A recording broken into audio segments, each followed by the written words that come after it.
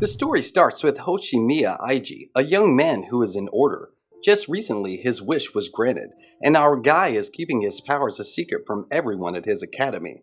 He reveals that he was given special power by a mysterious being named Daisy. When his teacher starts talking about how vicious the order is, he leaves the class, and everyone makes fun of him for that.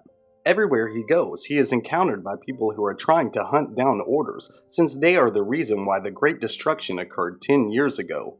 His younger sister, who is ill and admitted to a hospital, inquires about school and whether it's fun. Even though he doesn't like it, he assures her that it's fun to encourage her. The following day, their teacher introduces a new transfer student, Kurenai Rin, who immediately captivates Eiji's heart. As he is going to his room, she approaches him to ask for help. Without letting him know, she suddenly gets behind him and electrocutes him. When he wakes up in the room all tied up, she informs him that his wish caused her parents to die in a burning forest.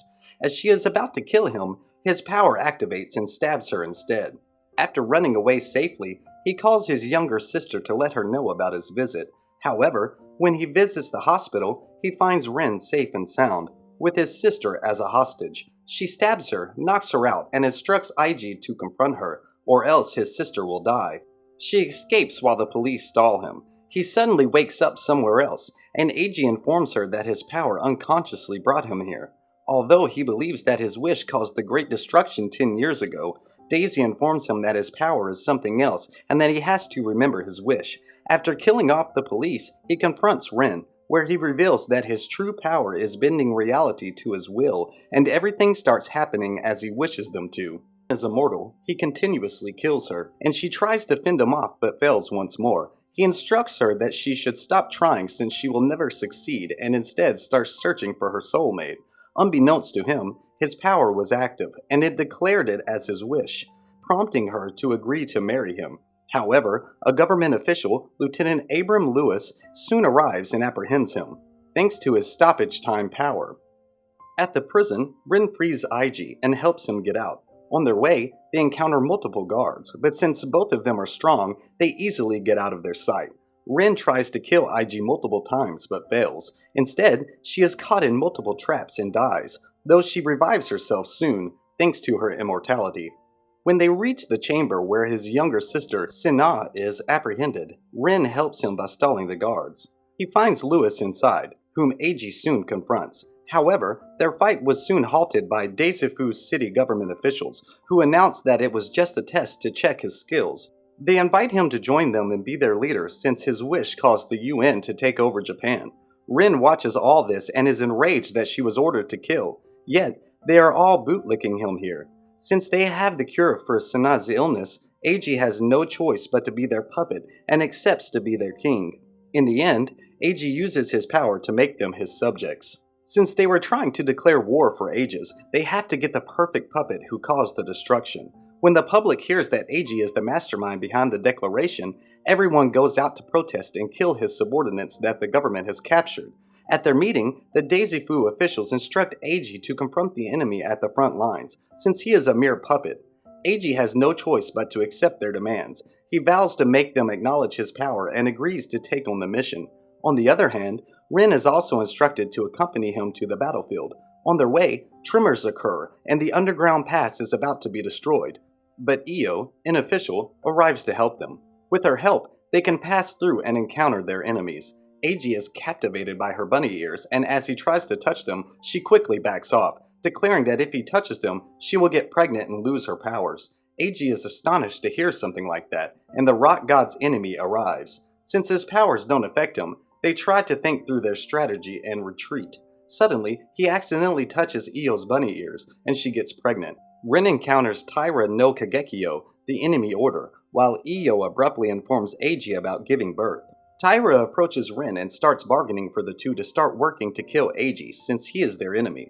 When Rin doesn't comply, she reveals that the UN is about to deploy a nuclear missile on their island, and if they don't do something, everything will be turned to dust. Rin isn't convinced by her and starts attacking her since she believes she should be the only one to kill Eiji. Meanwhile, Eiji takes Io to the nearest hospital, which is still open, and they help her. Eiji is confused about the whole thing and doesn't know how it makes him the child's father, but the people cheer him up. Tyra manages to petrify Rin due to her powers, and the missile is launched soon. Eiji is trying to evacuate everyone when Tyra suddenly reveals his identity, turning everyone against him. He is stabbed behind by the kind nurse and realizes how much the people hate him. However, he still gets up to help save the people and orders them to obey him through his power. He uses the rock god's power to stop the missile, and Benkei and other commanders are here to assist him.